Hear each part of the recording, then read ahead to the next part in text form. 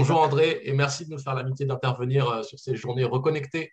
À toi la parole. Oui, merci Muriel, merci Eden. Ravi de participer à ces rencontres, à ces journées, même à distance, c'est mieux que rien. Et puisque Keloa participe à ces rencontres depuis le début, je trouvais important à la fois par amitié, par sympathie et puis aussi par intérêt pour la thématique et pour l'avancée du travail qui est réalisé ici, voilà, d'apporter ma modeste contribution. Alors, l'idée qui était la mienne, c'est peut-être justement, puisqu'on va être autour des questions de l'écosystème de reconnaissance, de faire peut-être voilà, prendre quelques petits chemins de détour. Et un des chemins de détour que je vais vous proposer, c'est peut-être exposer quelques propos sans doute à débattre autour de trois questions.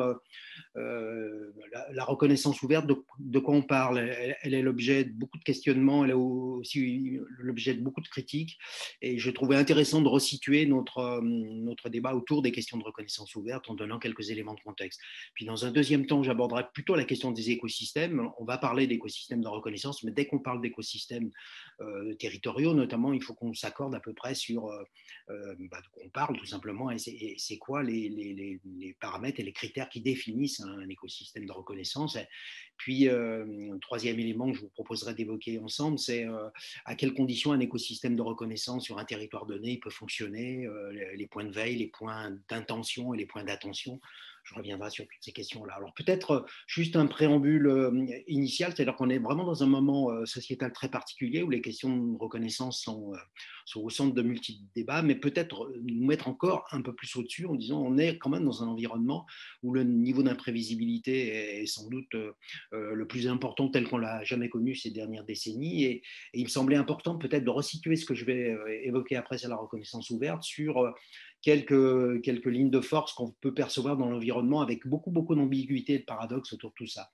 Il me semble important de resituer mon propos dans le fait que le monde dans lequel on vit et dans lequel on se veut aujourd'hui est de plus en plus normé et quantifié. C'est-à-dire que la place des référentiels aujourd'hui a tendance à de plus en plus se substituer à l'expérience vivante. Et il me semblait que ce qui va être intéressant dans notre propos, c'est au fond comment on remet de la vitalité, de l'interaction dans les processus qui risquent d'être d'une certaine façon réifiés, transformés en choses, alors même que ce qui va nous intéresser, c'est justement la dimension vivante, interactive et on va dire énergétique. Le deuxième élément, c'est au fond, il y a une prévalence de la dimension comparative, se comparer à un référentiel, se comparer à une norme, qui prend de plus en plus le pas sur la dimension réflexive et intersubjective. Ça, c'est aussi un élément très important, comme si, au fond, tout individu devait tout le temps se situer par rapport à une norme externe.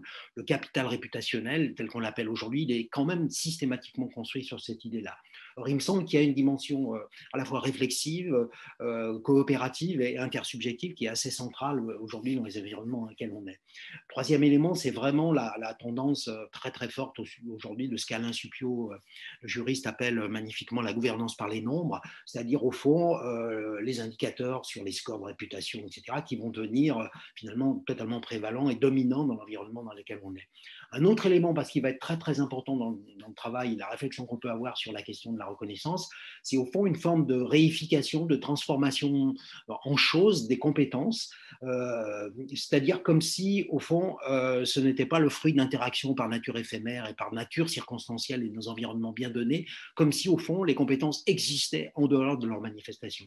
Il me semble qu'il y a là quelque chose qui a une forme de dangerosité, c'est-à-dire qu'au fond on risque de considérer les individus comme possédant des stocks de compétences ou des stocks de connaissances, alors qu'au fond, la personne est essentiellement en relation avec des environnements de travail, mais aussi des environnements sociaux dans lesquels elle construit dans cette interaction-là quelque chose qui peut avoir de la valeur à la fois pour elle et par rapport à l'environnement. Et justement, c'est ce côté éphémère et mouvant qui nous paraît très intéressant. Puis une dernière chose sur la question de la reconnaissance, c'est que le risque, c'est que la reconnaissance ouverte et que la question de la reconnaissance soit plutôt réduite à la question des marqueurs qui sont les siens. Alors, peut-être juste très très vite donner quelques éléments sur la reconnaissance ouverte, puisque dans les débats qu'on a aujourd'hui, on risque de réduire la reconnaissance ouverte à la question des badges. Or, les badges, les open badges, sont plutôt les manifestations, voire les symboles, et sont plutôt des moyens, certes ludiques, certes intéressants, certes interactifs, qui peuvent parfaitement mobiliser le public, mais dans lesquels on risquerait de faire finalement disparaître les grandes questions de la reconnaissance ouverte qui me paraissent sociétalement tout à fait essentielles aujourd'hui. Donc du coup, ouvert, c'est le contraire de fermé. Et il me semble qu'il y a quelque chose qui me paraît central, c'est qu'on introduit l'idée que la reconnaissance ouverte n'est pas une procédure, mais bien un processus par nature vivante. Ça me paraît essentiel. La deuxième chose, c'est qu'on introduit dans des modèles très verticaux quelque chose qui relève de l'élargissement et de la latéralité. Donc ça, c'est quelque chose aussi qui va être essentiel, c'est-à-dire comment on va fonctionner de proche en proche, comment on va fonctionner de proche en proche et comment, d'une certaine façon, un écosystème de reconnaissance il peut se construire chemin faisant par des balises qu'on va construire progressivement. Un troisième élément qui est très, très central dans la reconnaissance ouverte, c'est l'articulation entre les experts et les pairs. C'est-à-dire que fondamentalement, on va introduire quelque chose qui relève de la position de contribution de la personne, mais qui n'est pas qu'uniquement une position de contribution, c'est aussi une position de réciprocité. La reconnaissance ouverte introduit de la réciprocité et plus uniquement de l'expertise et de la verticalité. Et cette logique de réciprocité, elle est sans doute un des éléments clés qui peut permettre de mobiliser le public et qui peut permettre à chaque personne, éventuellement éloignée des systèmes de certification, de se reconnaître comme quelqu'un de capable dans un environnement qui peut lui donner à ce moment-là des opportunités possibles. Et puis, il y a une articulation que je trouve très essentielle, c'est au fond, si le système est fermé, il est aussi figé, c'est-à-dire que les référentiels, d'une certaine façon, sont figés. Ce qui va être intéressant dans la reconnaissance ouverte, c'est qu'au fond, elle est vivante, c'est-à-dire qu'elle n'est jamais terminée. Elle produit, par la réflexivité qu'elle génère, finalement des aménagements continuels, une espèce de perpétuel mouvement qui, du coup, en fait la vitalité, mais en fait aussi quelque chose qui me paraît très important, c'est-à-dire qu'elle ne peut pas être réduite à la question de la norme, ce qu'on pourrait appeler la normativité, mais qu'elle produit quelque chose autour d'une valorisation de la singularité. Or, dans un monde de l'accompagnement dans lequel la valorisation de la personnalisation devient un enjeu même un enjeu de politique publique, mais aussi dans les questions de recours au droit, sont vraiment des questions redoutables dans la société dans laquelle on est. La question de la singularité, de la valorisation de la singularité pose une question très simple en termes de politique publique. Comment on arrive finalement à valoriser la singularité et les situations occasionnelles que les gens rencontrent dans un système hyper normatif dans lequel la personne finalement peut avoir le sentiment qu'elle est toujours obligée de se couler dans un moule qui lui est imposé avec une norme qui est finalement non négociable. Donc ça, et ça je terminerai là-dessus, sur cet élément-là, ça introduit quelque chose qui est très important, ça renoue des espaces de transaction, des espaces de négociation, et du coup, en renouant des espaces de négociation, sans doute permet à la personne de remobiliser le pouvoir d'agir dans les situations qui sont les siennes. Voilà ce premier point peut-être sur la question de la reconnaissance ouverte et le contexte dans lequel on est. Le deuxième point que je voudrais évoquer, et là je suis très inspiré par l'intervention qu'ont fait Muriel et Eden sur le webinaire Kelva, où au fond on a eu toute l'image, l'illustration du parcours de reconnaissance qui a été construit et de la volonté de construire finalement un écosystème local, territorial, autour des questions de reconnaissance. Et du coup, en les écoutant, je me suis posé une question finalement relativement simple, c'est qu'est-ce qui caractérise un écosystème, comment ça fonctionne, et du coup, en quoi il est différent d'autres types de systèmes dans lesquels on est. Alors, il me semble que peut-être le premier point qui est important, c'est que la question d'un écosystème local, c'est qu'il est localisé. À partir du moment où il est localisé, c'est-à-dire qu'on va avoir quelque chose qui va être en tension très vive, d'ailleurs même en termes de politique publique, c'est la tentation de l'universalité et la tentation de la localisation. Et du coup, vous verrez que un écosystème qui fonctionne, il est localisé, c'est-à-dire que géographiquement localisé, et il est par nature non duplicable. Et c'est une question de politique publique tout à fait essentielle aujourd'hui, c'est-à-dire qu'au fond, on peut construire un écosystème autour de principes. Par contre, il n'est pas duplicable sur notre territoire parce que ce qui va faire un écosystème, c'est justement l'ensemble des membres de cet écosystème qui mettent l'énergie nécessaire pour qu'il fonctionne. La deuxième chose, c'est qu'un écosystème, il est fondé alors, à la fois sur des interactions et des itérations. C'est-à-dire qu'au fond, il y a des interactions, mais il y a aussi des retours en arrière. C'est-à-dire que cette double mécanique, elle est très importante parce que l'itération et l'interaction sont à la fois le moteur et l'énergie. C'est-à-dire qu'au fond, on pourrait poser les principes de quelles sont les conditions d'un écosystème vertueux et on s'aperçoit vite que si on pose simplement les choses et que si elles ne se mettent pas à interagir et même si elles ne se mettent pas à revenir en arrière, par exemple, du coup, le système ne va pas bien fonctionner. Donc, ça veut dire que c'est quelque chose qui va être très important aussi d'avoir en tête. un écosystème, il est difficilement planifiable sur la longue durée parce que naturellement, il va produire des ajustements parce qu'il est par nature réflexif. C'est-à-dire qu'il nécessite absolument de tenter des choses et éventuellement de revenir en arrière parce qu'au fond, on peut s'apercevoir que ça ne fonctionne pas. Donc, ça va être une caractéristique de cet écosystème avec toujours la même idée, c'est qu'il n'est non duplicable. Par contre, il y a des principes d'intervention, il y a des principes de fonctionnement qui vont être féconds et très importants à nommer. Le troisième élément, parce que là, il est vraiment central, c'est-à-dire qu'un écosystème fonctionne parce qu'il est fondé sur l'interdépendance et la multifactorialité. C'est-à-dire l'écosystème ne fonctionne que si l'énergie de ses membres circule. Et au fond, on pourrait faire des analogies sur la permaculture, sur la mycorhize, etc. C'est-à-dire que le système lui-même ne fonctionne que s'il est finalement dans un processus d'ajustement continu, d'ajustement permanent. Ce qui veut dire qu'un écosystème, il est fondé sur à la fois l'idée du mouvement et l'idée de l'équilibre. Et ça peut être perturbant pour un certain nombre de membres qui ont l'impression que ça bouge tout le temps, puisque les choses ne sont pas tout le temps planifiées, organisées, et qu'elles peuvent éventuellement bouger, cheminer en fonction des interactions qui sont à l'œuvre dans l'écosystème, mais aussi parce que l'écosystème est dépendant des autres écosystèmes supérieurs et qu'il est aussi en veille sur ces écosystèmes. Ça veut dire que, par exemple, un élément réglementaire peut apparaître qui va modifier l'écologie d'ensemble de ce système-là, tout simplement parce qu'il faut prendre en compte des données réglementaires qui n'existaient pas auparavant. Ce qui veut dire que la question du mouvement, de l'équilibre, elle est très corrélée avec la question de l'agilité, c'est-à-dire au fond, un écosystème qui fonctionne, il est à la fois agile et perméable, c'est-à-dire qu'il est capable de faire rentrer finalement des données nouvelles, mais il est aussi capable finalement de se priver de données qui lui paraissaient essentielles au départ. Et là encore, ça peut être très perturbant pour les membres de cet écosystème qui peuvent avoir le sentiment que finalement, les choses ne sont pas calées, c'est-à-dire qu'elles ne sont pas figées définitivement. Et oui, parce que par nature, c'est la définition même d'un écosystème territorial. Et donc, du coup, elle fonctionne sur quelque chose qui est très important pour moi. Et je reprends la formule de Laurent Duclos que j'aime beaucoup. Il dit, en fait, il faut passer de la logique de l'intention à la logique de l'attention. Et cette articulation intention-attention me paraît très importante, c'est-à-dire qu'un écosystème fonctionne qu'à partir du moment où il y a une veille active, il y a une saisie d'opportunités, il y a une veille à la fois individuelle et collective sur le fait qu'au fond, on ne peut pas totalement prédéterminer le chemin qu'on va construire, mais en même temps, on fournit progressivement des balises qui vont être finalement l'architecture d'un système qui n'est ni prédéterminé, mais qui va se construire chemin faisant. Et du coup, la dimension de la co-construction devient tout à fait centrale. Ça veut dire que clairement, la planification n'est pas l'outil le plus adapté. Et là encore, ça peut perturber des logiques institutionnelles qui ont besoin finalement d'avoir des objectifs, d'avoir des moyens, d'avoir un plan, d'avoir une régulation avec des méthodologies de projet adaptées. Là, on va avoir besoin plutôt de méthodologies voilà, de stratégies de détour avec ce que j'appelle moi les logiques rhizomatiques dans lesquelles on essaie de construire progressivement les choses avec quelque chose qui va être central, c'est-à-dire que c'est la régulation qui va devenir essentielle et pas forcément la planification.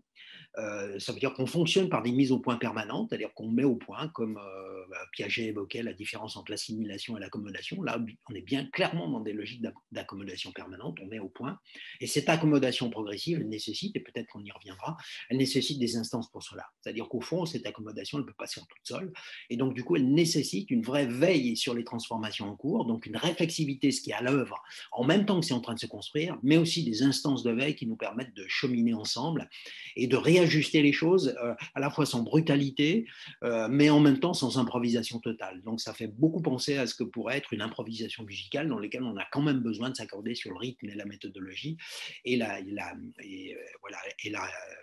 l'harmonie pour finalement pouvoir construire quelque chose qui est commun. Et la question de la construction du commun, elle se fait de façon très particulière dans un environnement, dans un écosystème territorial, parce que nécessairement, tous les membres apportent leur propre subjectivité dans l'environnement dans lequel on est.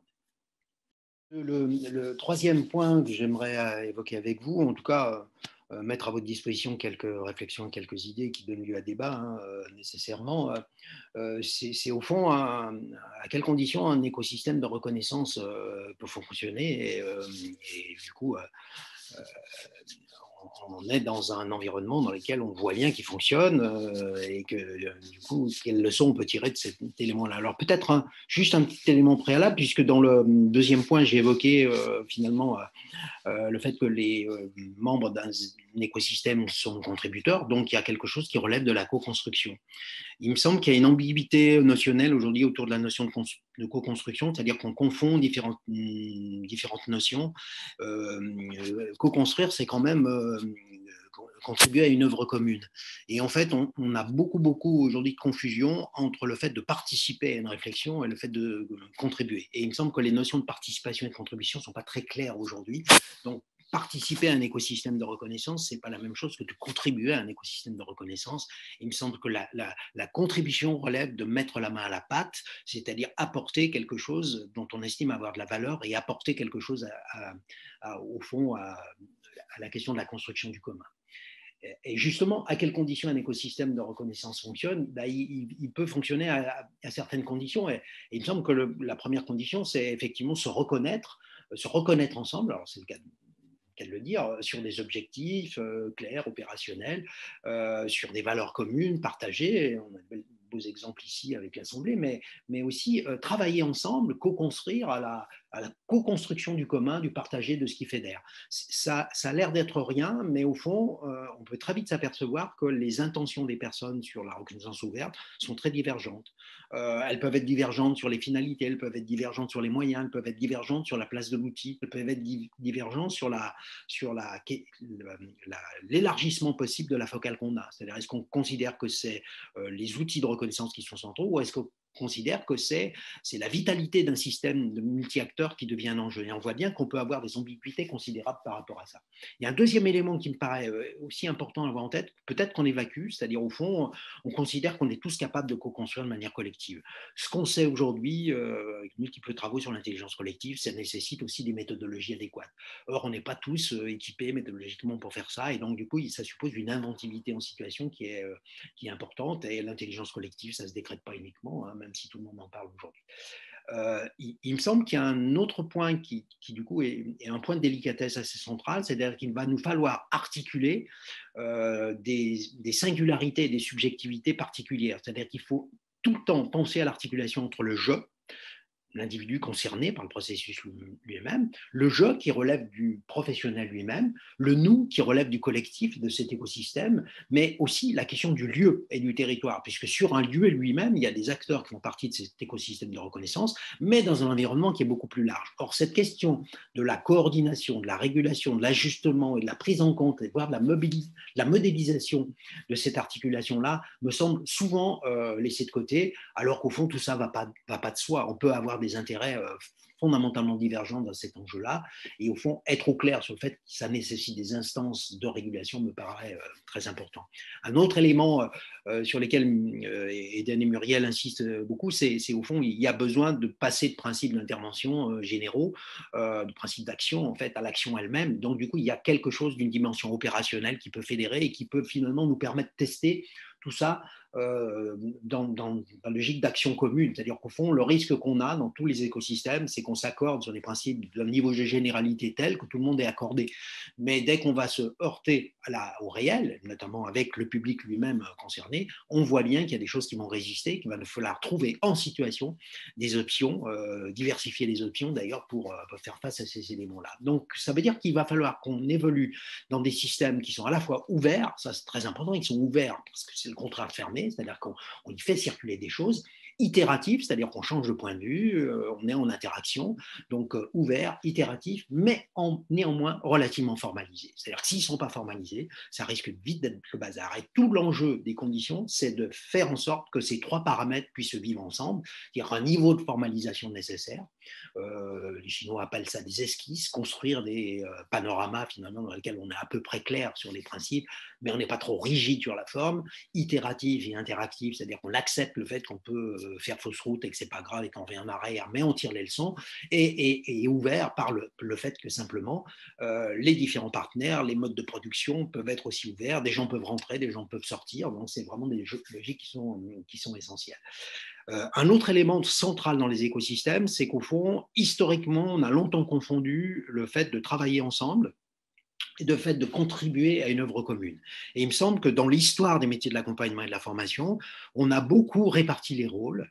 Or, les logiques dans lesquelles on est dans un écosystème, ce n'est pas des logiques de juxtaposition d'acteurs et de répartition des parts de marché, mais c'est bien des logiques de combinatoire au sens piagétien du terme, c'est-à-dire notre capacité à faire œuvre commune et à faire que l'ensemble est plus que la somme des parties.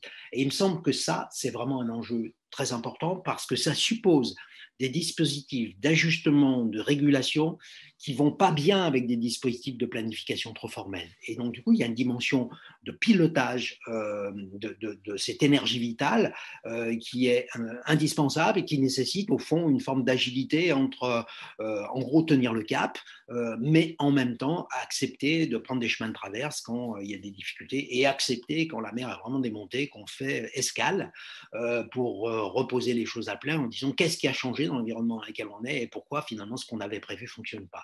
C'est très important d'avoir en tête l'idée que ce n'est pas parce qu'on a prévu les choses qu'elles vont fonctionner, c'est l'idée de la capacité à faire face aux événements tels qu'ils se construisent et tels auxquels on est exposé qui va nous permettre de construire ensemble les réponses les plus adaptées. Et l'intelligence collective, elle se construit dans la capacité à gérer des événements par nature imprévisibles. Et puis un dernier élément, parce qu'il me paraît vraiment très très important, c'est à la fois avoir des éléments d'évaluation et de pilotage et d'indicateurs évidemment, mais aussi ne pas être obsédé par les questions d'intention, c'est-à-dire ne pas vouloir à tout prix que la volonté, les objectifs, la planification des objectifs des différentes phases occulte la dimension de l'attention. C'est-à-dire qu'un dispositif fonctionne à partir du moment où on crée une veille individuelle, collective, au service du bien commun. Et il me semble que la condition, c'est de trouver une mode d'articulation assez fécond entre la nécessité d'une intention collective partagée au service du bien commun et une volonté et des modalités d'attention permanente aux transformations du monde et à l'écosystème lui-même qu'on a construit ensemble. Merci beaucoup. Et merci à toi, André. Merci d'avoir aussi clairement exposé, posé les enjeux de ce sur quoi on va travailler pendant ces 2 jours et on va tenter, chacun à notre niveau, d'esquisser tout au long des 2 journées pour que chacun puisse repartir avec un petit horizon de ce que pourrait donner son écosystème à son niveau. Merci beaucoup, André. Merci à vous, passez de bonnes journées et puis au plaisir de vous retrouver et en veille et en attention permanente sur tout ce que vous produisez de formidable. Merci. Merci beaucoup, André. Et la prochaine fois, en présentiel, j'en suis sûre, on pourra profiter comme ça de toi à fond. Merci.